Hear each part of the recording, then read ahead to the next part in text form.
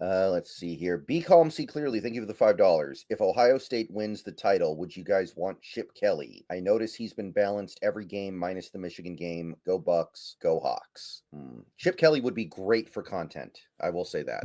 Yeah, he'd be fun for content, be calm. There's still a spread conceptual system in with the Chip Kelly thing that goes on. And when we go to the next quarterback or next offensive coordinator, my belief is this at this point. The stadium is highly impactful of how you play offense that we play in. It is. Russell Wilson, not good in the rain. Geno Smith, not good in the rain. Now, are those guys just purely bad when you put them into the elements? Maybe. Is it maybe also, though, perhaps that when you get rain coming down and the elements all to kick into place, that it kind of just makes playing offense hard as far as throwing the ball all around the football field? And especially with spread stuff, you're throwing short passes quickly to players that you have to throw a ball at a high velocity because there's very little separation on the play, which makes it a harder catch when you have the rain and the elements at hand. On top of, if you have wind, I can't put that short pass in an exact a spot as I need to if there is little separation, if the defender is on top of my guy's back right there. And so I've seen this since Holmgren, going now to here with what we had to deal with Grubb. Because with Holmgren, and I don't know if you remember this, I know we've talked about it a little bit, but with Holmgren, you had this period from about '02 to '05-ish, where your receiver core was as deep and as good as anywhere in the NFL, but that you could not get over the problem of drops.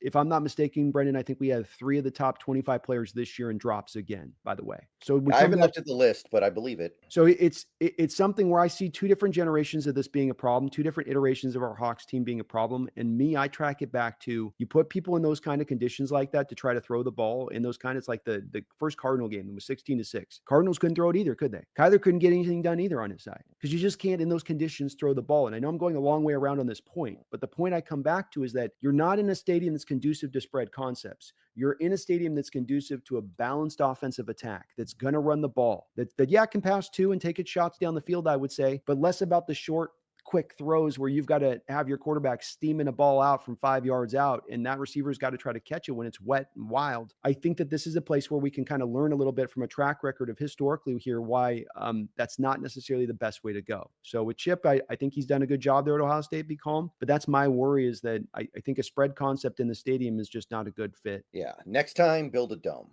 and That's this will all be exactly. okay. Uh-huh. Exactly.